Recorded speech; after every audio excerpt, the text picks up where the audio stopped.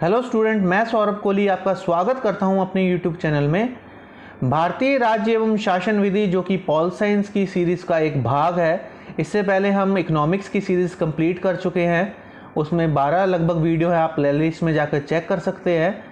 और इसके अलावा इकोनॉमिक्स के बाद हमने पॉल साइंस बना रहे हैं और इसके बाद ज्योग्राफी, फिर हिस्ट्री।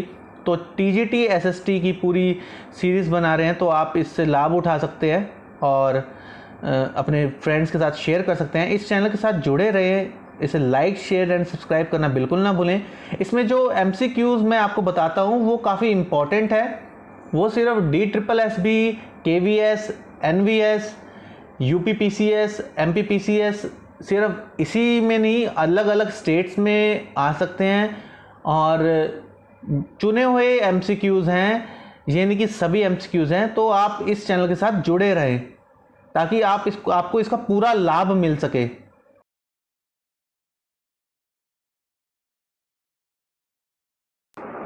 चलिए शुरू करते 10th सीरीज़। लोकसभा तथा राज्य विधानसभाओं में अनुसूचित जाति, अनुसूचित जनजातियों के लिए आरक्षण की व्यवस्था कब तक के लिए कर दी गई है? 2030।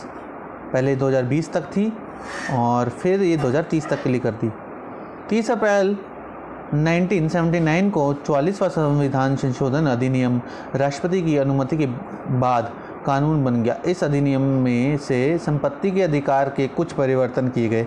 वह हैं: संपत्ति का अधिकार समाप्त कर दिया गया। संपत्ति का अधिकार मूलभूत अधिकार न रहकर कानूनी अधिकार रह गया। संपत्ति के अधिकार को और अधिक मान्यता प्रदान की गई। संपत्ति का अधिकार सीमित कर दिया गया। तो इसका सही उत्तर आंसर बी है कि इसका संपत्ति का अधिकार मूलभूत अधिकार न रहकर कानूनी अधिकार रह गया। 36वें संवैधानिक संशोधन द्वारा लोकसभा के सदस्य संख्या को 525 के स्थान पर 545 किया गया। सिक्किम को एक सहायक राज्य का स्तर प्रदान किया गया। सिक्किम को भारत का 22वां राज्य दिया गया। लोकसभा के सदस्यों की संख्या 2000 तक के लिए 545 ही निर्धारित की गई। जो इसका सही उत्तर है वो है सी, सिक्किम को भारत का 22वां राज्य बनाया गया।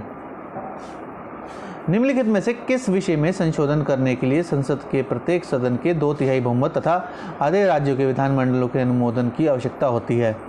जिसका सही उत्तर है वो उत्तर है बी, राज्यों के संसद में प्रतिनिधित्व। भारतीय संविधान में समवर्ती सूची में दिए गए विषयों पर केंद्रीय एवं राज्य विधानमंडल दोनों ही कानून बना सकते हैं, परंतु दोनों में विरोध की स्थिति है। उच्चतम न्यायालय निर्णय करेगा या जनमत संग्रह किया जाएगा। राज्य विधानमंडल द्वारा निर्मित कानून ही मान्य होगा या केंद्रीय विधानमंडल द्वारा निर्मित कानून ही मान्य होगा। जो इसका सही उत्तर है आंसर डी, केंद्रीय विधानमंडल द्वारा निर्मित कानून ही मान्य होगा। भारतीय संविधान में एकात्मकता एक ऐसा लक्षण है जो सामान्यतः अन्य किसी भी संघात्मक व्यवस्था में नहीं मिलता। वह लक्षण कौन सा है? राज्यों में राज्यपाल की राष्ट्रपति द्वारा नियुक्ति, एकीकृत न्याय व्यवस्था, अवशेष शक्तियाँ केंद्र को प्रदत्त, आपातकाल में किसी औपचारिक संशोधन के बिना एकात्मक व्यवस्था को रूप प्रदान करना। जिसका सही उत्तर है आंसर डी, आपातकाल में किसी औपचारिक संशोधन के बिना एकात्मक व्यवस्था के रूप प्रदान करना। राष्ट्रपति उसी व्यक्ति को प्रधानमंत्री नियुक्त कर सकता है जिसे लोकसभा का विश्वास प्राप्त हो, जिसका नाम संसद के दोनों सदनों ने बहुमत से प्रस्तावित किया हो, जो किसी राज्य के मुख्यमंत्री रह चुका हो, जो कम से कम 10 वर्ष तक लगातार केंद्रीय मंत्रिमंडल या मंत्रिपरिषद में कैबिनेट स्तर का मंत्री रह चुका हो। 207 का उत्तर है ए, जिसे लोकसभा का विश्वास प्राप्त हो। चुनाव आयोग किस मंत्रालय के अधीन है? गृह मंत्रालय, विधि मंत्रालय या एक स्वायत्त संस्था है या प्रधानमंत्री के अधीन है? तो देखा जाए तो ये चुनाव आयोग एक स्वायत्त संस्था है जो कि अपने निर्णय खुद ले सकती है। लोकसभा और राज्यसभा में किसी सामान्य विधेयक को पारित करने में होने वाली असहमति किसके पास भेजी जाती है? राष्ट्रपति, सर्वोच्च न्यायालय के पास, दोनों सदनों की संयुक्त बैठक या प्रधानमंत्री? जिसका सही उत्तर है वो है ए, राष्ट्रपति। बुनियादी ढांचा संबंधी विचार यह है कि भारत के संविधान के बुनियादी ढांचे में परिवर्तन नहीं किया जा सकता। यह विचार सर्वोच्च न्यायालय ने किस मुकदमे में प्रतिपादित किया था? Golaknath case, Minerva Mills case, Kesavananda Bharati case, कारकरी बनाम TS सोडे? जो इसका सही उत्तर है वो है ए, गोलकनाथ केस। भारत का एडमिनिस्ट्रेटिव स्टाफ कॉलेज स्थित है मसूरी उत्तराखंड में, विशाखापट्टनम आंध्र प्रदेश में, कोयम्बटूर में या नई दिल्ली में? जो इसका सही उत्तर है वो है ए, मसूरी उत्तराखंड में। इमरजेंसी के दौरान 42वां संविधान संशोधन अधिनियम किया गया था, जिसमें लोक सेवा का कार्यकाल 5 वर्ष से बढ़ाकर 6 वर्ष कर दिया गया था। जनता पार्टी सरकार ने इस कार्यकाल का संशोधन करके पुनः 5 वर्ष कर दिया। यह संशोधन कौन सा है? 43वां, 44वां, 45वां, 46वां? जो इसका सही उत्तर है वो है बी, 44वां। संविधान में व्यवस्था की गई है कि संसद के दोनों सदनों का अधिवेशन वर्ष में 2 बार बुलाया जाए तथा प्रथम अधिवेशन के अंतिम दिन तथा द्वितीय अधिवेशन के प्रथम दिन के मध्य इससे अधिक अंतर नहीं होना चाहिए। कितना अंतर नहीं होना चाहिए? 3 माह, 5, 6 या 8? इसका सही उत्तर है वो है सी, 6 माह। अनुच्छेद 213 के अंतर्गत राज्यपाल को अध्यादेश जारी करने का अधिकार है। ऐसा अध्यादेश विधानमंडल के सत्र आरंभ होने के बाद उसके समक्ष रखा जाना चाहिए, अन्यथा वह एक निर्धारित समय बाद निष्प्रभावी हो जाएगा। वह समय कितना है? 1 माह, 6 सप्ताह, 6 माह या 3 माह? जो सही उत्तर है इसका बी, 6 सप्ताह। यह कहा जाता है कि भारतीय सर्वोच्च न्यायालय अमेरिका के सर्वोच्च न्यायालय से भी शक्तिशाली है। यह शक्ति किस संदर्भ में है? सर्वोच्च न्यायालय अपील की विशेष अनुमति दे सकता है, वह राष्ट्रपति व अन्य लोगों को पदमुक्त कर सकता है, वह उच्च न्यायालय का निरीक्षण करता है, वह सैनिक अदालतों द्वारा दिए गए दंड को रद्द कर सकता है। जो इसका सही उत्तर है वो है ए, सर्वोच्च न्यायालय अपील की विशेष अनुमति दे सकता है। आपातकाल में संघ सरकार निम्नलिखित में से क्या नहीं कर सकती? वह राज्य के विषयों पर कानून बना सकती है, वह राज्य सरकारों को प्रशासनिक या प्रशासकीय निर्देश दे सकती है, वह मौलिक अधिकारों को निलंबित कर सकती है, वह नागरिकों को बिना कारण बताए बंदी गृह में डाल सकती है। क्या पूछा है? क्या नहीं कर सकती? तो ध्यान रहे इसका डी उत्तर है, वह नागरिकों को बिना कारण बताए बंदी गृह में नहीं डाल सकती। मतलब डाल सकती है कि मतलब उसमें नेगेटिव वे में है। राष्ट्रपति की सहायता तथा परामर्श के लिए प्रधानमंत्री की अध्यक्षता में एक मंत्रिपरिषद होगी और राष्ट्रपति अपने कार्यों के संपादन में मंत्रिपरिषद से प्राप्त परामर्श के अनुसार कार्य करेंगे। इसका क्या अर्थ है? राष्ट्रपति मंत्रिपरिषद के परामर्श के मानने के बाध्य नहीं है। राष्ट्रपति मंत्रिपरिषद के परामर्श को मानने को बाध्य हैं। मंत्रिपरिषद एक परामर्शदात्री संस्था है, उपयुक्त में से कोई नहीं। जिसका सही उत्तर है बी, राष्ट्रपति मंत्रिपरिषद के परामर्श को मानने के बाध्य हैं। न्यायालय द्वारा सुनाए गए दंड को क्षमा करने का अधिकार या कम करने तथा मृत्युदंड को क्षमा करने का शक्ति भारतीय संविधान में किसको प्रदान की गई है?